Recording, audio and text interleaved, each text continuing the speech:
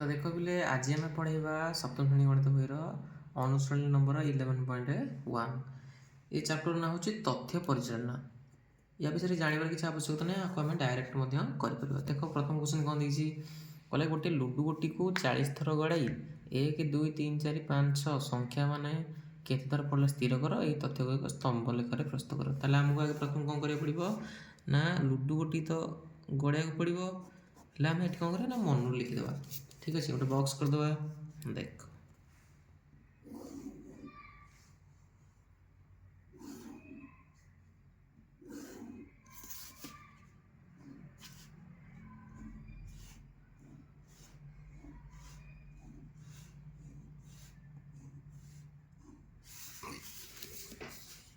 ঠিক ଅଛି, ଏଠି ଲେଖିଦେବା କ'ଣ ନା ଲୁଡ଼ୁ ଗୋଟେ ସଂଖ୍ୟା,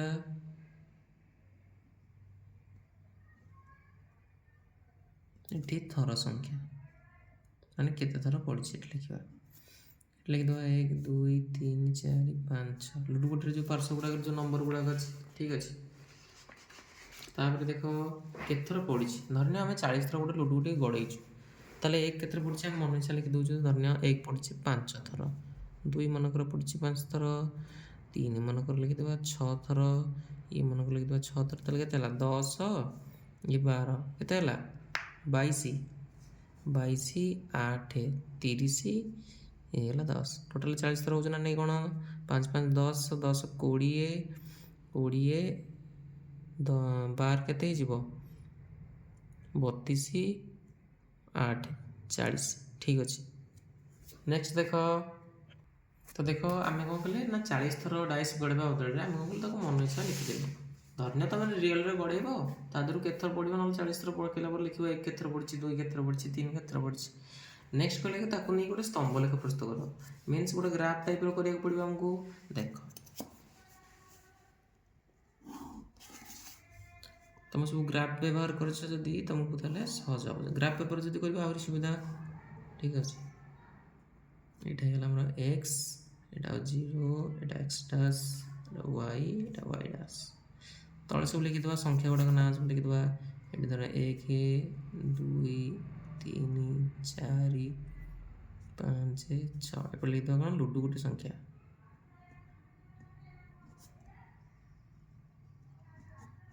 ଏପଟେ ସବୁ ଆସିବ ଥର ସଂଖ୍ୟା। ଆମର ସବୁ ପ୍ରାୟ କେତେ ପଡ଼ିଛି ନା 5 6 8 10। ତାହେଲେ ଆମେ ଦୁଇ ବାଲା ନେଇଯିବା। ଠିକ୍ ଅଛି, 2 4 6 8 10। ଦେଖ ପ୍ରଥମେ 1 କେତେ ଥର ପଡ଼ିଛି 5 ଥର, ତାହେଲେ 1କୁ କେତେ ହାଇଟ୍ କରିବା 5 ପର୍ଯ୍ୟନ୍ତ କରିବା। ତାହେଲେ 5ଟା ଆମର କେଉଁଠି ଆସିବ ନା 6 ଆଉ 4 ମଝିରେ ଏଇଠିକିନା ଆସିବ, ଦେଖାହେଉଛି ଏଇଠିନା ଆସିବ। ତ ଏଇ ଚିନ୍ତା କରିବା।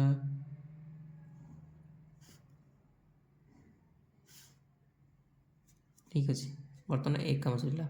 2 ମଧ୍ୟ 5 ଥର ପଡ଼ିଛି, ତାହେଲେ 2ର ହାଇଟ୍ ମଧ୍ୟ ସେତିକି କରିଦେବା। ଗ୍ରାଫ୍ ପେପର କଲେ ତୁମକୁ ସୁବିଧା ହେବ, ମୁଁ ଅନୁମାନିକ କରୁଛି। ଠିକ୍ ଅଛି, ତାପରେ 3 କେତେ ଥର ପଡ଼ିଛି 6 ଥର, ତାହେଲେ 6 ସହିତ ତ ଆମର ଡାଇରେକ୍ଟ ଅଛି,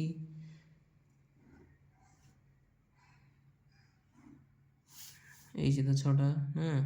ଠିକ୍ ଅଛି, ନେକ୍ସଟ 4 ମଧ୍ୟ 6 ଥର,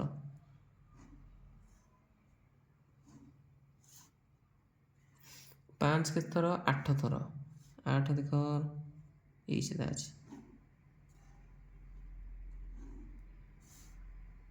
ଠିକ୍ ଅଛି, 5 8 ଥିଲା 6 ହେଇଗଲା 10 ଥର, 6 10 ଥର ପଳେଇବା।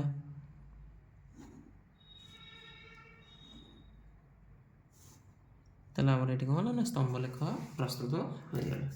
ନେକ୍ସଟ 2 ନମ୍ବର ଦେଖ, କହିଲେ କି 2ଟି ମୁଦ୍ରାକୁ ଏକା ସାଙ୍ଗେ ଟସ୍ ପକାଇଲେ କ'ଣ ଫଳାଫଳ ପାଇବାର ସମ୍ଭାବନା ଅଛି। ତୁମେ ଯେତେବେଳେ ଏକା ଥରକରେ 2ଟା କ'ଣ କରିବ କଏନ୍କୁ ଧରିକି ଟସ୍ କରିବ, ତାହେଲେ ଆମକୁ କ'ଣ ମିଳିବ, ଆଇଦର 2ଟାରେ ଟେଲ୍ ମିଳିପାରିବ, କିମ୍ବା ହେଡ଼୍ ହେଡ଼୍ ମିଳିବାର ସମ୍ଭାବନା ଅଛି, କିମ୍ବା ପ୍ରଥମଟାରେ ଟେଲ୍ ପଡ଼ିକି ସେକେଣ୍ଡରେ ହେଡ଼୍ ପଡ଼ିପାରେ, କିମ୍ବା ପ୍ରଥମରେ ହେଡ଼୍ ପଡ଼ିକି ସେକେଣ୍ଡରେ ଟେଲ୍ ପଡ଼ିପାରେ। ତାହେଲେ ଏଇ 4ଟା ସମ୍ଭାବନା ଆସିବାର ଆମର ସମ୍ଭାବନା ରହିଛି। ନେକ୍ସଟ ଦେଖ 2 ନମ୍ବରରେ କହିଲା କି ତୁମେ ଥରକରେ 2ଟି ମୁଦ୍ରା ଟସ୍ କରି ଥର କରି 10 ଥର ଟସ୍ ପକାଅ, ସେଥିରେ ପାଇଥିବା ଫଳାଫଳକୁ ନିମ୍ନ ସାରଣୀରେ ଲେଖ। ବର୍ତ୍ତମାନ ଆମକୁ ସାରଣୀ ଦେଇଦେଇଛି, ମୁଁ ତୁମକୁ ଏଇ ସାରଣୀରେ ବୁଝେଇ ଦେଉଛି। ଠିକ୍ ଅଛି, ମନେକର ଆମେ 10 ଥର ଟସ୍ କଲୁ 2ଟା କଏନ୍କୁ, ଧରିନିଅ ଆମର ଟି ପଡ଼ିଛି ମନେକର 5 ଥର, ହେଡ୍ ଟେଲ୍ ପଡ଼ିଛି 2 ଥର, 7 ଥର ହେଇଗଲା, ଇଏ 2 ଥର 9 ଥର, ଇଏ ଥରେ ପଡ଼ିଛି। ଠିକ୍ ଅଛି, ଆମେ 10 ଥର ଟସ୍ କଲୁ ଦୁଇଟା ମୁଦ୍ରାକୁ। ଆମର ଟେଲ୍ ଟେଲ୍ ପଡ଼ିଛି 5 ଥର, ଦୁଇଟା କିରେ ହେଡ୍ ଟେଲ୍ ପଡ଼ିଛି 2 ଥର, ଟେଲ୍ ହେଡ୍ ପଡ଼ିଛି 2 ଥର, ହେଡ୍ ପଡ଼ିଛି ଥରେ।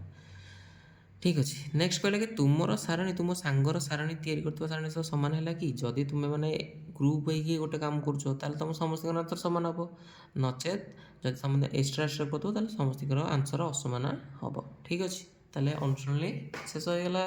ନେକ୍ସଟ ଦେଖିବା କ'ଣ, ଏବେ ନେକ୍ସଟ 11.2 କରିବା। ଏ ଚାପ୍ଟର ନୁହଁ, ଆଉ ଗୋଟେ ଅନ୍ୟ ଭିଡ଼ିଓରେ କରିବା।